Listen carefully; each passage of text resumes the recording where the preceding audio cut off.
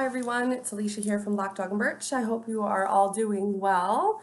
I wanted to make this video segment. This is a herbal segment today. I keep getting lots of comments and questions from people that say, I love herbalism, I'd love to do it, but I'm not near a forest and I don't know where to start. So let's start really simple. I'm going to give you guys 10 herbs and plants today that you can use, that you can buy at the grocery store, or you can grow your own. Herbalism doesn't have to be complicated. It can be really simple, and these are 10 very, very simple things that you can do. So the first one is, let's just get started. I did script a bit today because there's so much information that I can't remember it all, so bear with me. The first one I'm going to start with is actually chamomile. Super simple, buy it at the grocery store, buy it as a tea, but it alleviates inflammation. One of my favorite ways to use it is actually for colic for babies.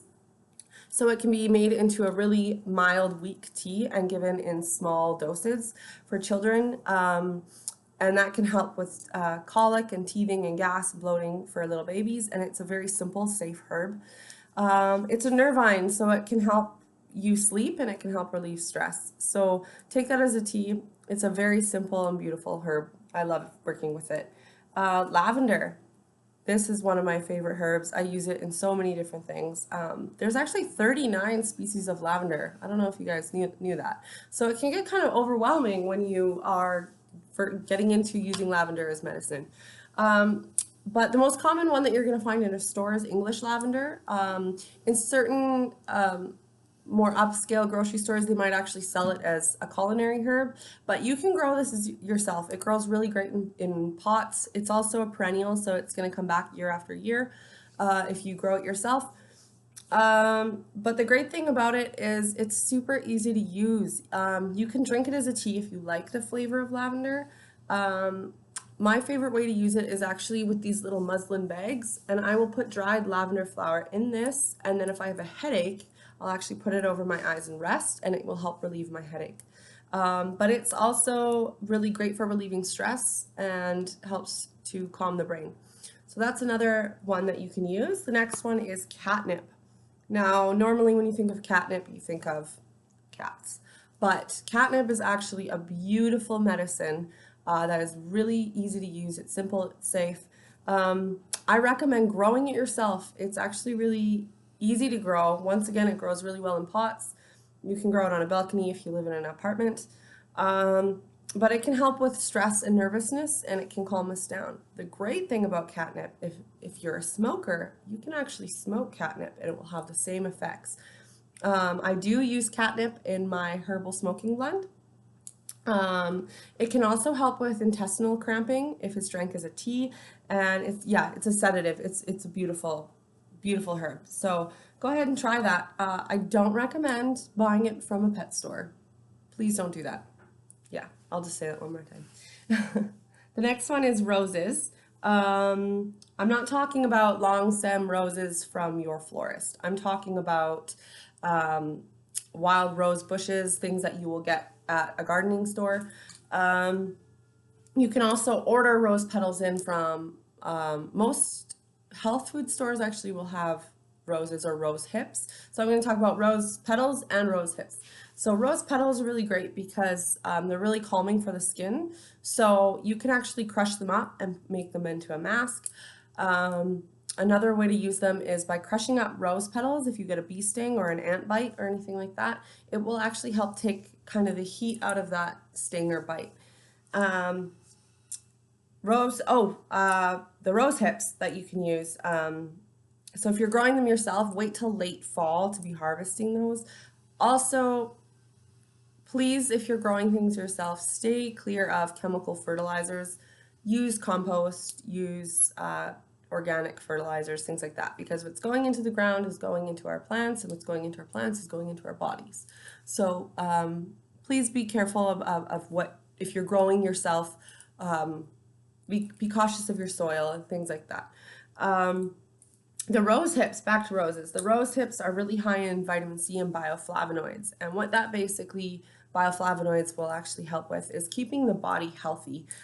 Rose hips can help keep the capillaries in the heart strong, so it's really good heart medicine. So people that have high blood pressure or have had heart attacks, it can help to kind of rebuild all that muscle.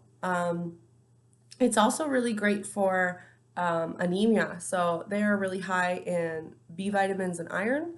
So you can drink rosehip tea to help adjust your iron levels if you have issues with that. The next one is turmeric. Turmeric is a beautiful plant. It's one of my favorite herbs, actually. I love the taste of it. It's in a lot of East Indian cooking. You can eat it. It contains something called curcumin. I might be pronouncing that wrong, but this actually is poorly absorbed into the bloodstream. But what you can do to increase the absorption into the bloodstream is actually take it with black pepper. So if you're cooking with it, also add some black pepper in there. And what pepper is going to do is it's actually got something called piperine in it, and piperine helps to absorb the curcumin into the bloodstream up to 2,000%. So that's just a recent study that they did. So if you're going to be taking it, also take it with black pepper. It's going to help the absorption. But it's a really amazing anti-inflammatory, so it's really great for people with rheumatoid arthritis, even in gastrointestinal inflammation, things like that. It's also fat soluble. So if you eat it with a fatty meal, it's actually going to have better effects. So you can take this in a capsule form. Health food stores tend to have a lot of capsule form of this, but my favorite way to do it is just eating it. The next one is parsley. It's like one of the most common herbs that you can get in the grocery store. And it is so great. I love parsley. I'll eat it raw. But it's up to you how you choose to take it. You can take it in capsule form as well. But it helps relieve bloating and gastrointestinal upset, so it's really great to eat after spicy food. Just go ahead and eat a few leaves of it raw and it will help. It can also help with high blood sugar levels. So there's been some studies done on diabetics and it helping to regulate those blood sugar levels. So if you're a diabetic, do a little bit of research into parsley and the dosing of it. And that's a great one to take as well. Oregano, that's the next one. Oregano has such a long list of amazing properties that it is actually hard for me to just put oregano. It almost needs its own video. But it has something called carvacrol in it. And what it actually does is it's basically one of the most powerful antimicrobial substances on the planet. So they've done APGAR tests in laboratory settings. And in these tests, it has been proven and shown to reduce Listeria bacteria and the superbug MRSA.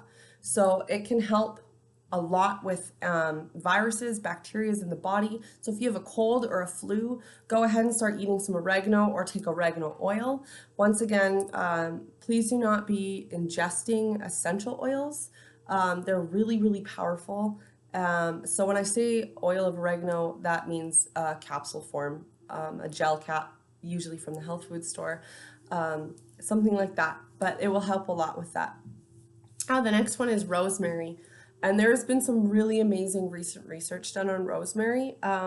They are doing research on it regarding people that have had strokes. And so what rosemary does is it actually is helping to repair damage caused by free radicals within the brain.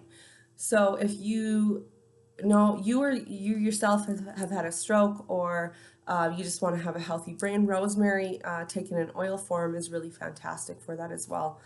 It's also a perennial. So if you want to grow it yourself, it's one of those plants that's kind of rewarding because it comes back year after year. And it tends to grow very well in a lot of different climates. So it's really easy to grow. But it can also help with indigestion. And you can also use it as a hair oil, which is kind of interesting. It can help grow your hair and nails and can help keep your skin nice and healthy. So that's just one more thing. The next one is fennel. Fennel is really easy to find. You can get it as a tea, you can get it loose in stores, but it's really great for stomach upsets.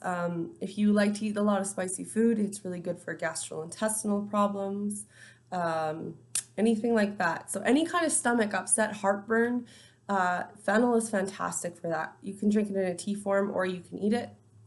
It's totally up to you. The next one actually is kind of I don't even know if I want to really call it a herb, but it's actually just oats. I love using oats for skin problems. So if you have dry, itchy skin, you can use one of these muslin bags again, and you can actually just put your rolled oats or your steel cut oats in here and have a bath, and they'll get kind of soggy in here, but they're not going to get in your bath because they're in this bag. And you can wash your skin with it, and it's actually going to help with eczema. It's going to help with dry, itchy skin. Yeah, I really love using oats for kind of any skin irritation. That's one of the first things I go to is oats. So there you go, guys. That's 10 herbs and plants that you can buy at a grocery store that you can use yourself. If you want to know where I'm getting my resources from my information, please comment below. I'd be happy to give it to you. If you like this, please subscribe to my channel, and if you don't follow me on Instagram yet, please do so at Black Dog and Birch. But I'd love to hear what you guys have to say. Thanks, guys.